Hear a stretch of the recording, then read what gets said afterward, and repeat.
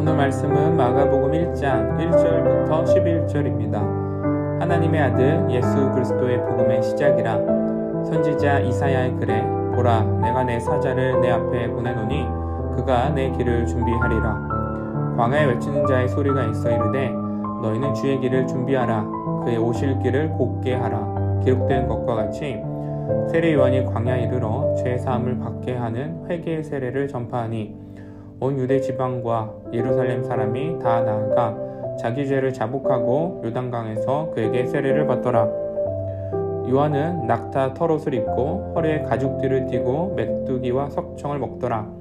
그가 전파하여 이르되 나보다 능력 많으신 이가 내 뒤에 오시나니 나는 굽혀 그의 신발끈을 풀기도 감당하지 못하겠노라. 나는 너희에게 물로 세례를 베풀었거니와 그는 너희에게 성령으로 세례를 베푸시리라. 그때 예수께서 갈릴리 나사렛으로부터 와서 요단강에서 요한에게 세례를 받으시고 곧 물에서 올라오실 때 하늘이 갈라짐과 성령의 비둘기같이 자기에게 내려오심을 보시더니 하늘로부터 소리가 나기를 너는 내 사랑하는 아들이라 내가 너를 기뻐하노라 하시니라. 아멘. 성경은 마태, 마가, 누가, 요한복음을 통해서 예수님의 생애와 사역을 기록하고 복음을 전해주고 있습니다. 그런데 이 네 복음서 중에서 가장 먼저 쓰여진 성경은 신약 성경의 맨 앞에 위치한 마태복음이 아니라 마가복음입니다. 마태복음과 누가복음은 마가복음을 기초로 해서 성경을 기록했고 따라서 마가복음이 복음서의 기초를 닦아주는 복음 입문서라고 할 수 있습니다.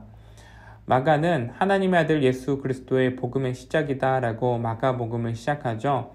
마가복음의 기록 목적이 복음을 전하기 위해서임을 강렬하게 보여주고 있습니다. 복음이라는 단어가 가지고 있는 의미는 우리가 알고 있듯이 좋은 소식이다 라는 단어적인 의미가 있고요. 당시 헬라 문화권 안에서는 황제의 탄생 또는 황제의 방문을 표현할 때 사용하였습니다. 그래서 그때 그 당시 문화 안에서 마가복음 1장 1절을 해석하면 이 땅에 새로운 왕이 태어나셨음을 선포하는 것이죠. 로마와 유대인 모두에게 충격적이고 강렬한 메시지였습니다. 이후 마가는 새로운 왕의 등장을 선포하면서 이사야 40장 3절의 말씀을 인용합니다. 그리고 그 핵심은 너희는 광야에서 여호와의 길을 예비하라 이 말씀이죠. 과거 이스라엘 백성들은 하나님을 떠났습니다. 그 결과 멸망하게 되었고 특별히 남유다 백성들은 바벨론 포로로 잡혀갔죠. 그런데 하나님께서 예레미야 선지자를 통해 70년간의 포로 생활이 끝나면 다시 남유다 백성들이 고향 땅으로 돌아오게 될 것이다 라고 예언하셨습니다. 그리고 그 시간이 되어서 하나님께서 남유다 백성들을 유대 땅으로 돌아오게 하시죠. 그런데 바벨론과 유대 땅 사이에는 광야가 있습니다. 하나님께서 이스라엘 백성들을 유대 땅으로 돌아오게 하실 때 광야를 통과하시죠. 왕이 행차하실 때 신하들은 무엇을 합니까? 왕이 가시는 길을 예비하고 준비해야 되겠죠. 대통령이 전용차를 타고 이동할 때만 보아도 신호가 통제되고 앞뒤로 경호 차량이 있잖아요. 대통령이 가는 길을 준비하고 열어놓습니다. 마찬가지로 하나님의 아들 예수 그리스도의 복음이 이 땅에 오셨습니다. 그리고 새 왕이 오시는 길을 예비해야 되겠죠. 이 역할을 감당하는 사람을 오늘 본문은 세례 요한이다 라고 기록하고 있습니다. 세례 요한은 마치 바벨론의 포로로 잡혀갔다 유대 땅으로 이스라엘 백성들이 돌아올 때 광야를 함께 통과하시는 여호와 하나님의 길이 준비되어야 하는 것처럼 예수님이 오시는 길을 준비해야 됩니다. 하나님께서 이 역할을 위해 세례 요한을 부르셨어요. 그리고 세례 요한이 한 일은 바로 회개의 세례를 베푸는 것이죠. 그런데 요한은 예수님의 길을 예비하며 왜 회개의 세례를 베풀어야 할까요? 단서는 구약 말씀에 있습니다. 레위기 26장 40절 42절인데요. 그들이 나를 거스른 잘못으로 자기의 죄악과 그들의 조상의 죄악을 자복하고 또 그들이 내게 대항함으로 나도 그들에게 대항하여 내가 그들의 원수들의 땅으로 끌어갔음을 깨닫고 그 할례받지 아니한 그들의 마음이 낮아져서 그들의 죄악의 형벌을 기쁘게 받으면 내가 야곱과 맺은 내 언약과 이삭과 맺은 내 언약을 기억하며 아브라함과 맺은 내 언약을 기억하고 그 땅을 기억하리라. 하나님께서 죄를 지은 이스라엘 백성들이 죄를 깨닫고 겸손하게 벌을 받으면 아브라함과 이삭과 야곱과 맺은 언약을 기억하시겠다라고 말씀하셨습니다. 그리고 그 약속은 가나안 땅을 아브라함의 후손들에게 영원히 주시겠다라는 말씀이었죠. 하나님께서 범죄한 이스라엘 백성들을 심판하시며 바벨론의 포로로 잡혀가게 하셨어요. 그러나 회개하고 하나님께 돌아온다면 언약을 기억하시고 가나안 땅을 그들에게 주신다 약속하시는 것이죠. 그리고 이스라엘 백성들은 회개하고 돌아와서 예루살렘 땅에서 성전을 재건하게 되었습니다. 세례요한의 회개의 세례는 회복으로 향하는 길을 여는 것이었습니다. 하나님을 떠난 백성들이 하나님께 돌아와 하나님의 백성이 되는 길을 준비하는 것이죠. 당시 유대인들은 로마의 주권을 빼앗겼습니다. 가나안 땅에서 살아가지만 억압과 핍박 속에서 살아가죠. 그런데 유대인들에게 세례요한의 회개의 세례는 하나님께서 이스라엘의 회복을 여는 시작의 메시지였습니다.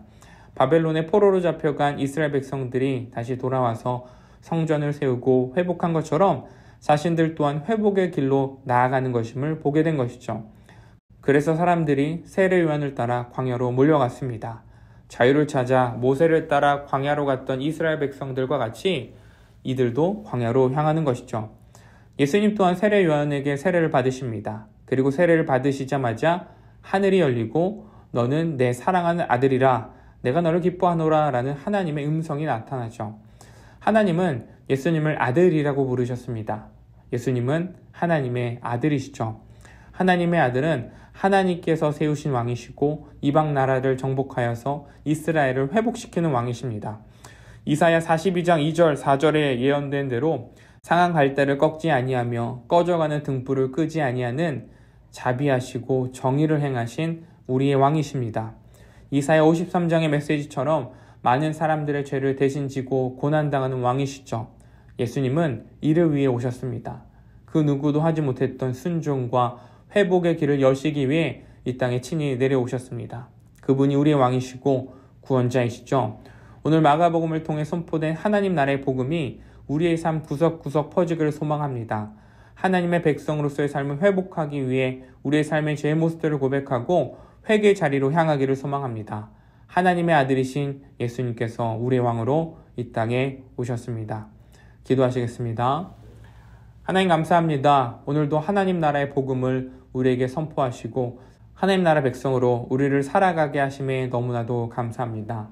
우리가 오늘 말씀을 통해서 고백하기를 원하는 것은 예수 그리스도께서 이 땅에 우리를 위해서 오셨음을 고백하기를 원합니다.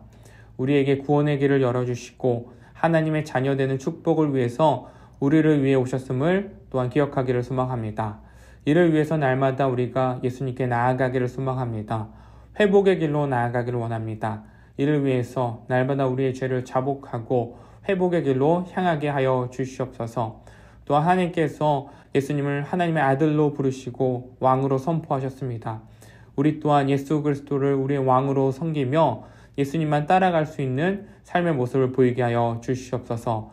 세상의 왕, 세상의 물질, 세상의 권력을 따르는 것이 아니라 우리의 진정한 왕 대신 예수 그리스도를 우리의 구주로 모시고 날마다 우리의 삶 가운데 예수 그리스도를 모시며 살아가게 하여 주시옵소서. 오늘도 우리에게 복음의 메시지를 선포하시고 회복을 보여주신 우리 구주 예수 그리스도의 이름으로 기도드렸습니다. 아멘.